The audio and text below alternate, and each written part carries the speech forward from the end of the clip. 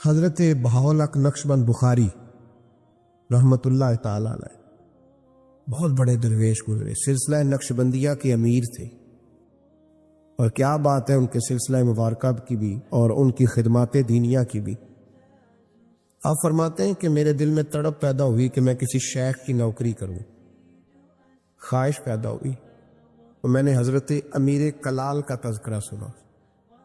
بڑے درویش تھے، بڑے راہنما تھے، دور دور تک ان کے تذکرے میں سنتا تھا۔ فرماتے ہیں کہ میں ان کے ہاں چلا گیا، جب حضرت اتنا لمبا سفر کر کے حضرت امیر کلال رحمۃ اللہ تعالی علیہ کی بارگاہ میں پہنچا نا، فرماتے ہیں میں نے عجیب منظر دیکھا۔ حضرت صاحب جن کی میں نے بڑی تعریفیں سنی تھی، بڑی بات سنی تھی، بلے بلے سنی تھی، جب میں پہنچا تو انہوں نے 4-5 لڑکے ساتھ لگائے ہوئے ہیں اور صاحب کشتی کر رہے، کشتی ہو رہی۔ وہ کہتے ہیں میں نے کہا یہ بھی کوئی صوفی ہے جو کشتیاں کر رہا ہے، یہ بھی کوئی طریقہ ہے؟ ان کو چاہیے تھا بیٹھے ہوتے، حدیث پاک پڑھ رہے ہوتے، ذکر اذکار ہو رہا ہوتا، یہ کشتیاں کر رہے ہیں۔ خیر میں نے کہا سفر بڑا لمبا کیا ہے، اب آ گیا ہوں تو چلو رات تو رہ نہیں ہے، کوئی ہوٹل تو ہے نہیں یہاں وقت گزر سکے۔ حضرت امیر کلال رحمۃ اللہ تعالی علیہ مجھے ملے، لیکن چونکہ میرے اندر وہ زاویہ نہیں تھا، ٹوٹ چکا تھا۔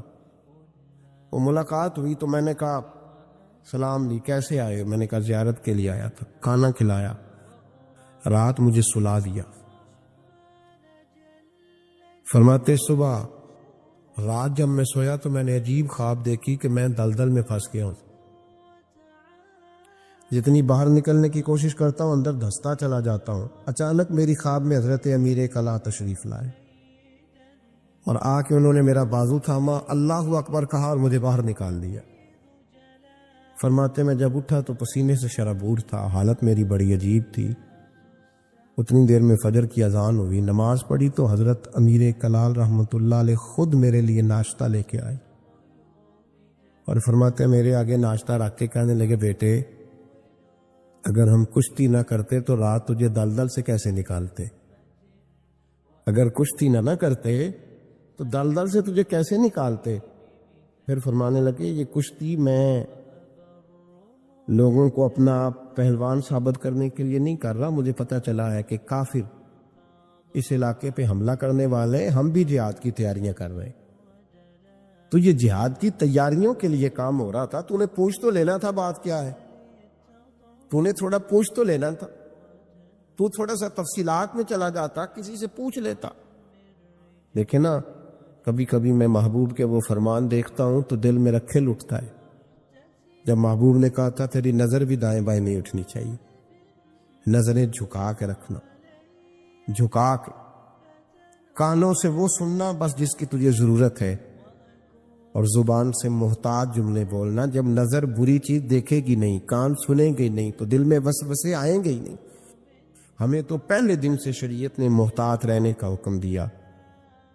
میرے عزیز دوستو، سلسلہ طریقت کے عزیزوں، میری آپ سے یہ گزارش ہے، سمجھ لیں ایک نئے سرے سے دوبارہ سبق شروع کر رہا ہوں آپ کے۔ آج کا سبق آپ کے لیے یہ ہے کہ زندگی میں کسی بھی مومن صحیح العقیدہ کے بارے میں برا خیال نہ پیدا کریں، بلکہ ہمارے صوفیاء تو فرماتے ہیں کسی بد عمل کو دیکھ کے بھی یہ نہ سوچ کہ یہ بد عمل اور میں نیک ہوں، یہ بڑی بیماری ہے۔ فرماتے ہو سکتا ہے ایک وقت ایسا ہے تیری توفیق چلی جائے اور اس کو اللہ توبہ کی توفیق دے کے اپنا ولی بنا لے، تو اچھی سوچ رکھ، مثبت رائے قائم کر۔ ٹھیک ہے جو لوگ غلط ہیں، تمہیں اگر غلط لگتے ہیں تو کنارہ اختیار کر، لیکن کبھی بھی اور بالخصوص اللہ کے نیک بندوں کے بارے میں، رب کریم کے اولیاء کے بارے میں، دین کے خدام کے بارے میں زندگی میں کبھی منفی نہ سوچو، کبھی منفی نہ سوچو۔ آپ کو پتہ ہے کسی عالم دین کی توہین اس لیے کرنا کہ وہ دین کا عالم ہے، یہ کفر ہے۔ میرے حضرت صاحب ایک جملہ کہا کرتے تھے، ایک شخص نے کہا حضور تہجد کے لیے نہیں اٹھا جاتا، اب تو خیر لوگوں سے فجر کے لیے بھی نہیں اٹھا جاتا، تہجد کے لیے نہیں اٹھا جاتا، تو حضرت صاحب فرمانے لگے رات کو اچھی سوچ کے ساتھ سویا کر، اچھی سوچ کے ساتھ سویا کر۔ تو پھر مسکراتے مسکرانے فرمانے لگے محبوب کی سوچوں میں سویا کر، یار کی سوچوں میں سویا کر، تو اسے سوچتا سوچتا سویا کر، تو بس خود ہی تجھے بیدار کر لیا کرے، پر اس سے دل لگانا، اسے سوچتا سو، تو کسی اور کو سوچتا کیوں ہے؟ کسی اور کی طرف تو دیکھتا کیوں ہے؟ تجھے ایک دفعہ حضرت صاحب بیٹھے تھے اور 2-3 مشائخ اور بھی بیٹھے تھے ساتھ ساتھ، تو مجھے ایک دوست نے بعد میں کہا کہ وہ جو تیسرے نمبر پر بزرگ بیٹھے تھے ان کی پگڑی دیکھی تھی؟ میں نے کہا قسم اللہ کی سوائے اسے میں نے دوسرے کسی کو دیکھا ہی نہیں، میں نے دیکھا نہیں، مجھے کیا پتا کسی کی پیلی تھی کہ نیلی تھی، مجھے تو اتنا پتا ہے جسے میں دیکھ رہا تھا، اور ویسے بھی ایک ول پجیاں مینو صدق نہیں تھیندا اور کدے ول پجا ہوں۔ او بھائی ہم تو ایک کو نہیں راضی کر پائے تو ادھر بھی دیکھ تو ادھر بھی دیکھ، دیکھا ہی نہیں جاتا۔ سوچوں میں رہیں اور مثبت سوچ رکھیں، ٹھنڈی اچھی خوبصورت۔ میں سب سے پہلا فائدہ یہ ہے کہ اللہ آپ کو سکون کی دولت عطا فرمائے۔ اگر انسان روحانی طور پر تندرست نہ ہو، روح بھی اپنی غذا مانگتی ہے، تو انسان بے چین رہتا ہے، بے قرار رہتا ہے۔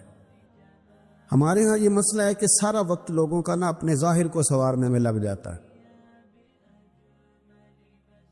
اور بڑا وقت لگاتے ہیں لوگ، لیکن باطن اپنی جگہ پہ پریشان ہوتا ہے۔ بڑے بڑے جبے کبے اور بڑے بڑے قیمتی لباس کے پیچھے جو روح ہوتی ہے وہ پریشان ہوتی۔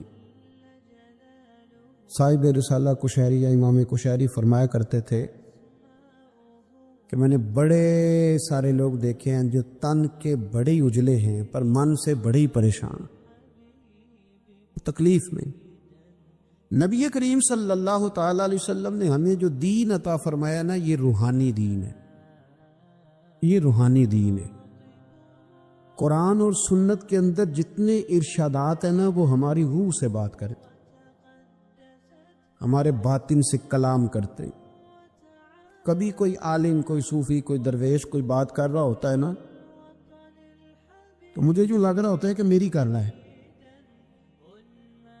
اس لیے کہ وہ بات اس طبیب اعظم کی کر رہے ہوتے ہیں جو دلوں کے طبیب بن کے تشریف لائے ہیں۔ یاد رکھیں اس بات، قرآن مجید نے یہ فرمایا ہے کہ ہم نے تمہیں نبی پاک صلی اللہ علیہ وسلم دیے ہیں، یہ رسول تمہیں دیے ہیں، تم پر ہماری آیتیں پڑھیں گے اور تمہیں پاک کر دیں گے۔ یتلو علیکم آیاتنا ویزکیکم، تم پر ہماری آیتیں تلاوت کریں گے اور تمہیں پاک کر۔ روحانی زندگی جو ہے نا، روحانی زندگی، اپنی روحانی زندگی، آپ کو پتہ ہے جس آدمی کو ڈاکٹر کہہ دینا تو بیمار ہے، دوائی پابندی سے کھائے گا تو ٹھیک ہوگا، اس نے 2 تھیلیاں دوائی کی بنائی ہوتی، ایک گھر میں پڑی ہوتی ہے اور ایک اس نے گاڑی میں رکھی ہوتا ہے کہ دوائی میں نے کھانی ہے، نہ کھائی تو میں بیمار ہو جاؤں۔ ہم پتہ کیا کرتے ہیں، جسم کو خوراک دیتے رہتے ہیں، روح ہماری پیاسی رہتی ہے۔ روح کی پیاس کیسے بجھتی ہے؟ قرآن پاک پڑھنے سے، ذکر کرنے سے۔ ادھر دیکھیں میری طرف، روح کی پیاس بجھتی ہے نبی کریم علیہ السلام کی نعت کو سن کر دل میں اتارنے سے۔ وہ والا جھوم نہیں جو نعت کا کہتا ہے جھومو، تو ہم نے بھی تھوڑا تھوڑا جھوم لیا، پتہ کوئی نہیں وہ کیا کہہ رہا ہے۔ اور میرا کئی دفعہ نعت خاں سے بھی پوچھنے کو دل کرتا ہے کہ ویسے تجھے پتہ ہے تو کیا کہہ رہا ہے؟ سمجھ نہیں پتہ ہوتا، الا ماشاء اللہ، وہ بھی کہتا جا رہا ہے اور جھومنے والے بھی۔ چلے یہ جھومنا بھی خالی نہیں، نفع والا ہی ہے، پر یہ ہے کہ وہ روح میں اتر جاتی ہے نا، جب نعت شریف روح میں، پھر وہ دل سے باتیں کرتی ہے۔ یہ صوفیاء کو سرکار کی زیارت ہوتی تھی بڑی زیادہ، تو آج کل بہت سارے لوگ اس پر بھی اعتراض کرتے ہیں، وہ کہتے ہیں اتنی زیارت کیسے ہوتی تھی؟ تو میں کہتا ہوں یار بڑی سادی سی بات ہے، جو آدمی گاڑی چلاتا ہے رات کو خواب میں بھی گاڑی چلاتا ہے، یہ بات آپ کی عقل میں آتی ہے کہ نہیں آتی؟ جو آدمی دن کے وقت گاڑی چلاتا ہے رات کو بھی گاڑی چلاتا ہے، تو جو دن میں تکے کھانے نکلتا ہے خواب میں کئی دفعہ تکہ ہی کھا رہا ہوتا ہے۔ آپ میری بات کو سمجھ لیں، پکی سچی بات ہے جو سارا دن محبوب کو پڑھتے ہیں، محبوب کو سنتے ہیں، محبوب کو بیان کرتے ہیں، وہ رات کو بھی محبوب کی گلیوں میں ہی رہتے ہیں۔ یہ سادی سی بات ہے، اب آپ کی پتہ نہیں کیوں عقل میں نہیں آتا۔ یہ موٹی سی بات ہے۔ چرخہ جو بی بی دن کو چلاتی تھی، اگر اسے چرخہ نظر آ سکتا ہے تو امام سیوطی سارا دن حضور کی حدیثیں لکھتے تھے تو رات کو سرکار کی زیارت بھی کر لیتے تھے۔ ہماری جب روحانی زندگی مضبوط ہوتی ہے نا تو پھر ایک کام اور ہوتا ہے۔ قرآن مجید نے کہا کہ وَالْآخِرَةُ خَيْرٌ وَأَبْقَىٰ، آخرت تمہارے لیے بہتر بھی ہے اور باقی رہنے والی بھی۔ روحانی زندگی کا تعلق انسان کی آخرت کے ساتھ ہوتا ہے۔ وہ پھر تھوڑے تھوڑے کام نہ آخرت کے لیے بھی کرنے شروع کر دیتا ہے، یہ بھی اس کی روحانی زندگی کا حصہ ہوتا ہے۔ ورنہ تو ہمارے بہت سارے دینی کاموں میں بھی دنیا شامل ہوتی ہے، بہت سارے دینی کاموں میں۔ اور ہمارے صوفیہ نے ایک اور بات بھی لکھی ہے، فرماتے ہیں اگر آپ کی بہت شہرت ہونے لگ جائے اور لوگ بڑی عزت کرنے لگ جائیں اور بڑا آپ کو نوازا جانے لگ جائے تو پھر بھی ڈرنا، کہیں ایسا نہ ہو کہ ساری نیکیوں کا تمہیں اجر دنیا میں ہی دے دیا جائے اور آخرت میں تمہارے لیے مشکلات بن جائیں۔ یہ بھی مقام خوف ہے، یہاں بھی ڈرو، ایسا نہ ہو کہ سارا اجر یہیں تمہیں دے دیا جائے۔ میرے بھائی غور کرے، روحانی زندگی، آپ نے نا، آپ کا ایک بینک اکاؤنٹ ہوتا ہے، آپ کو پتہ ہوتا ہے کہ اب میرے پاس کتنے پیسے ہیں، یعنی جس کی جیب میں جو کچھ ہوتا ہے نا اس نے پورا گنا ہوا ہوتا ہے۔ اور ہم بڑے سیانے، اب تو ہم نے ربڑ رکھے ہوئے، 50 والے نوٹ کو علیحدہ چڑھاتے، 100 والے کو، بڑے سمجھدار ہیں۔ رات کو گن کے سوتے، کئی لوگ سویرے پھر گننا شروع کر دیتے، شاید بڑھ گئے ہوں۔ یہ ہمیں پتہ ہوتا ہے کہ ہماری جیب میں کیا، میرے مکان کی ویلیو کیا ہو گئی ہے، کتنے کا خریدا تھا، اب کیا ریٹ ہے، مجھے پتہ ہوتا ہے نا سارا۔ اسی طرح ہمیں یہ بھی پتہ ہوتا ہے کہ میں نے آخرت کے لیے کیا جمع کیا ہوا ہے، ہمیں پتہ ہوتا ہے۔ بھولے بن جائیں، چلو کئی دفعہ کوئی جھوٹ بول کے اپنے آپ کو تسلی دیتے ہیں، بات الگ ہے، پر ہمیں خبر ہوتی ہے کہ میں نے آخرت کے لیے کیا جمع تو۔ نبی کریم صلی اللہ تعالی علیہ وسلم کے جو غلام تھے وہ اپنی روحانی زندگی پر، روح پر بڑی سخت توجہ دیتے تھے، بڑی سخت ان کی توجہ ہوتی۔ حضرت عبداللہ بن حنظلہ رضی اللہ تعالیٰ عنہ نا اپنے گھر سے روتے ہوئے نکلے اور رستے میں شور مچا رہے ہیں، معاذ اللہ حنظلہ تو منافق ہو گئے۔ رستے میں جناب ابو بکر صدیق سے ملاقات ہوئی تو شور کر رہے، کہتے میں تو منافق ہو گیا ہوں۔ نے فرمایا کیا ہوا؟ کہنے لگا ابو بکر عجیب حال ہے نا کہ جب میں نبی پاک صلی اللہ علیہ وسلم کی بارگاہ میں ہوتا ہوں تو میرا نماز کو بھی جی چاہتا ہے، ذکر کو بھی جی چاہتا ہے، تلاوت کو بھی، میں دین کے قریب ہوتا ہوں، نکل کے آتا ہوں تو پھر دنیا داری۔ تو یہ تو دو رنگ ہے میرے دل کی،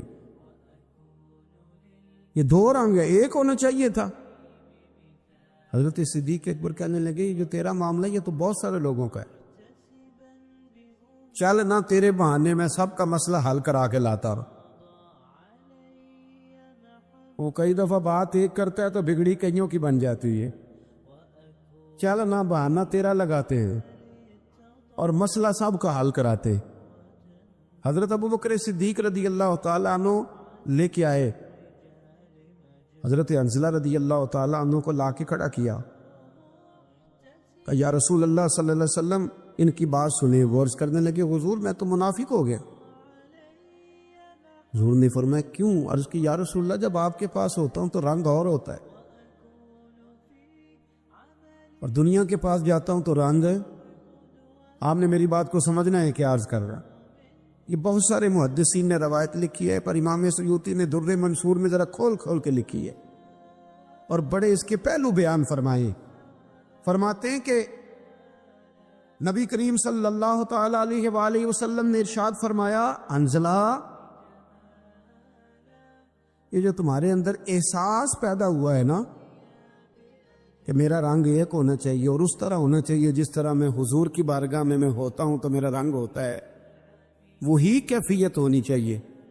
فرمایا یہ جو تمہیں احساس پیدا ہوا ہے یہی تو ایماندار ہونے کی علامت، یہ علامت ہے کہ تمہارے اندر ایمان ہے، تم چاہتے ہو کہ میری روح بدل جائے، اور جب احساس ہی نکل جائے۔ علامہ اقبال نے بڑی پریشانی کے ساتھ کہا کہ مصیبت یہ ہے کہ اب کارواں کے دل سے احساس زیاں جاتا رہا، اب احساس ہی نہیں کہ میں نیک ہو جاؤں۔ میری طرح کے کئی لوگ بن کے بیٹھ گئے ہیں کہ ہم نیک ہیں، کہ ترقی رک جاتی ہے، ایک وقت پہ آ کے سمجھ لیتے ہیں۔ حضرت عمر فاروق کے پاس ایک شخص نے آ کے کہا تھا مسند امام احمد بن حنبل میں، حضور میں تقریر کرنا چاہتا ہوں، فرمایا نہ کرنا۔ اس نے عرض کی امیر المومنین میں پڑھا لکھا ہوں، میں واز کہہ سکتا ہوں، میرے اندر شرائط پائی جائے گی۔ فرمایا نہ کہنا۔ عرض کی حضور کیوں؟ تبلیغ کروں گا، واز و نصیحت کروں گا۔ جناب عمر فرمانے لگے جب تو بن سور کے ممبر پہ واز کہنے بیٹھے گا تو اپنے سے بہت سارے لوگوں کو گناہ گار بھی تو سمجھے گا نا۔ کئی دفعہ ہم بات کر رہے ہوتے ہیں تو ایسے کر رہے ہوتے ہیں کہ شاید میں بڑا صوفی ہوں، تو آپ نے فرمایا پھر تیری اپنی ترقی رک جائے گی، پھر تو خود پریشان ہو گئے۔ اپنی روحانی زندگی میں ہمیشہ حضرت انس بن مالک رضی اللہ تعالیٰ عنہ فرماتے ہیں سرکار ہمیشہ نفل پڑھتے تھے، ہمیشہ نفل پڑھتے، نفلوں کو وقت دیتے تھے، ٹائم دیتے تھے۔ اکثر اللہ کے محبوب علیہ السلام کی جو حیات مبارکہ ہے وہ بڑی مصروف ہے۔ 23 سالوں میں وہ انقلاب برپا کیا جو لوگ صدیوں میں نہ کر سکتے، لیکن اتنی مصروفیت کے باوجود بھی اللہ کے رسول رات کو مصلی پہ کھڑے ہوتے تھے۔ ہماری ہر شے مضبوط ہو گئی، مصلی کمزور ہو گیا، مصلی کمزور۔ حضور مصلی کو وقت دیتے۔ حضرت انس بن مالک فرماتے ہیں کہ جنگ میں حضور کے ساتھ حاضر تھا تو میں نے وہاں بھی نرالا انداز دیکھا، لوگ سارے اپنے اپنے کاموں میں لگ گئے، وہ وقت تھا حضور کے نفل پڑھنے کا۔ تو میری اچانک نظر پڑی تو اللہ کے نبی گھوڑے پر ہی نفل ادا کر رہے، بیٹھے بیٹھے نماز ادا کر رہے۔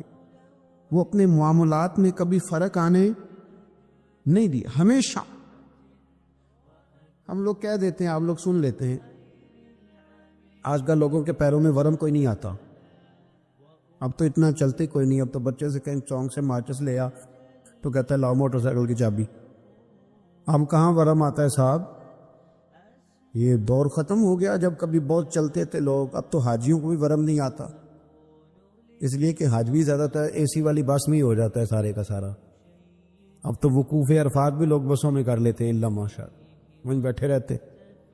اور ہمارے محدثین نے یہ لکھا تھا کہ اپنی جگہ نہ چھوڑنا، وقوف کا معنی ہی ٹھہرنا، ٹھہرے رہنا جب تک اذان نہ ہو، لیکن وہ ٹور آپریٹر کہتا ہے کہ آدھا گھنٹہ رہ گیا بس میں بیٹھو، تو سیٹیں پکڑنے والے ٹائم سے چلے جاتا ہے، حالانکہ وہاں ٹھہرنا تھا، رکنا تھا۔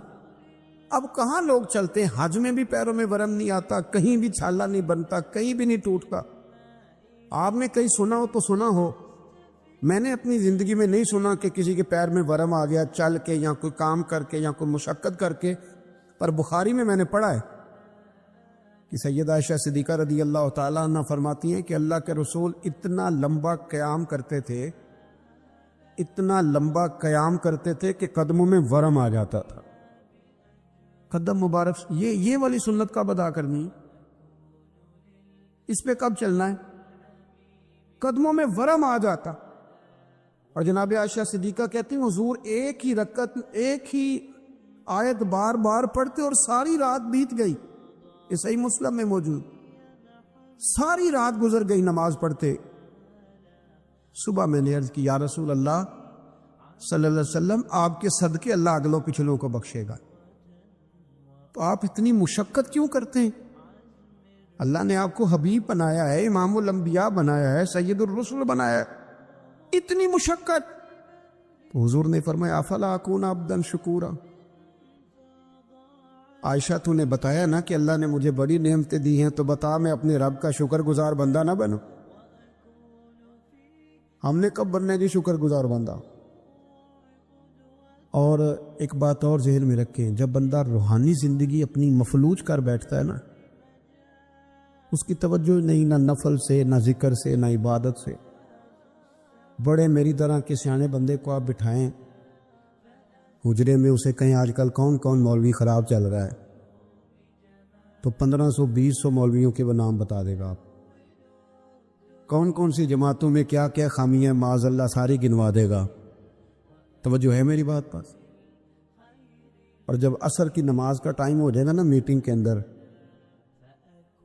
تو امام صاحب کہیں گے بھی نماز کا ٹائم ہو گیا تو ان میں نا 75% لوگوں کو کام یاد آ جائے گا.